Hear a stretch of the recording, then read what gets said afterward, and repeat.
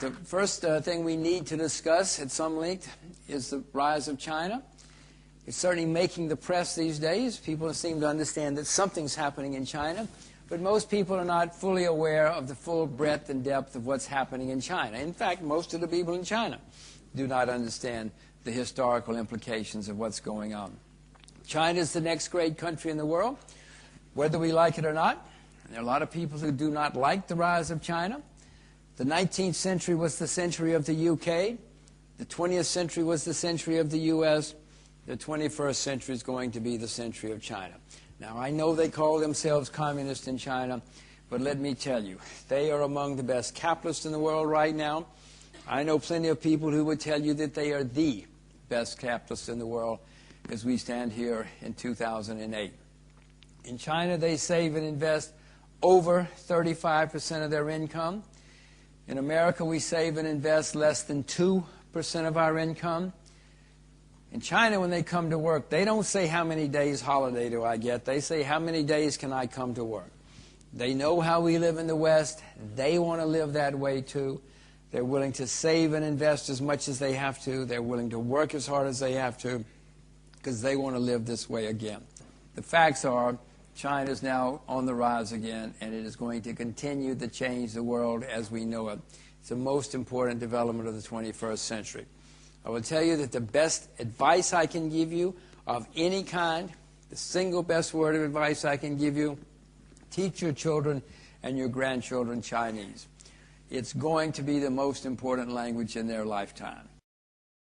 I believe the world is at the crossroad, historic crossroad, or some may say the world is at the brink of either being subdued or overcoming the U.S. NATO military intervention in Libya, now moving into possibly Syria, or even to Iran. If Russia, China, or these SCO, the alliance are weak so that not enough to stop the U.S.-led NATO military aggression in North African region. So I hope so.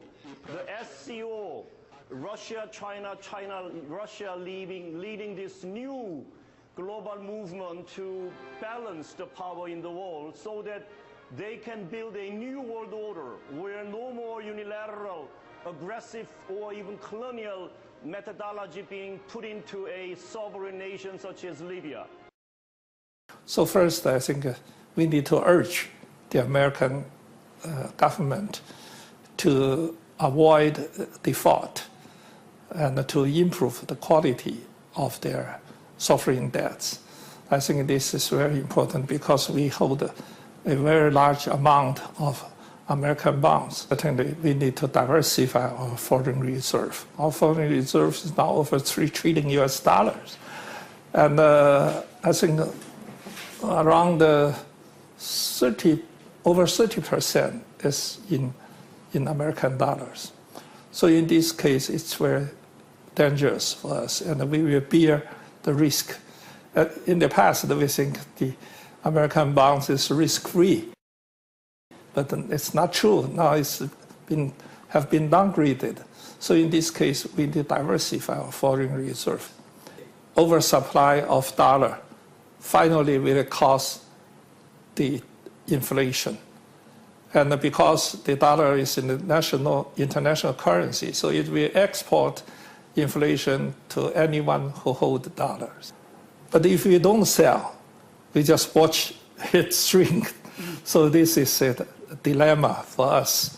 To save the pigs or not to save, this is the question. If the Eurozone doesn't save the pigs, it will cause the dissemble of the Eurozone.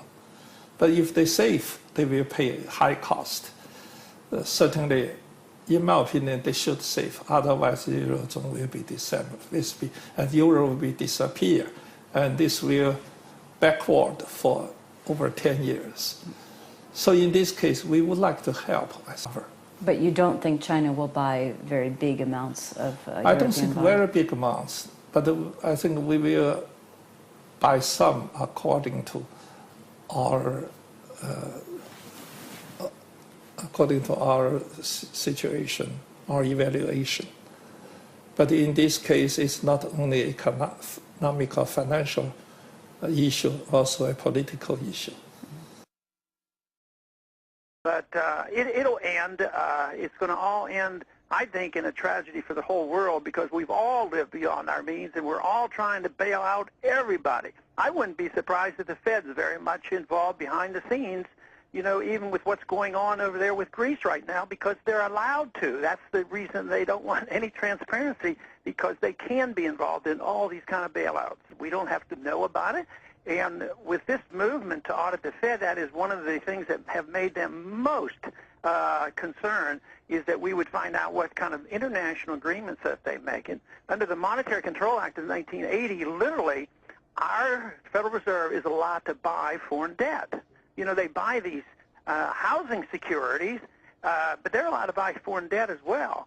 But they can do it in secret. And I know that might sound insane to a lot of our viewers hearing about the U.S. Fed possibly being involved in the Greece situation, but let's not forget, right? I mean, we've already had essentially a U.S. taxpayer-backed bailout of European banks through some of the AIG transactions. So, yes, they're very much involved. That's why, you know, as bad as Greece looks and worse than what we're to do, I think is a worldwide phenomenon. This is something I've been arguing since 1971, that we had embarked on a very flawed system of money, that the dollar was the reserve of the entire world, and we had license to print, and the trust was, you know, overwhelming, because we are the economic powerhouse and the military powerhouse. So we were able to do what other nations couldn't do. Other countries would have been called to task, but we have literally been able to inflate at will, spend at will, and export our inflation to other countries who then would monetize our debt for us. These problems, you mentioned all the government employees, the big pensions, the early retirement, those problems are not going away. Oh, I think you're absolutely right. And that's where the real problem is, you know, even domestically here, we so-called bailed out, you know, Goldman Sachs and these other companies, but all we did was we took some bad assets and dumped them on the American taxpayer.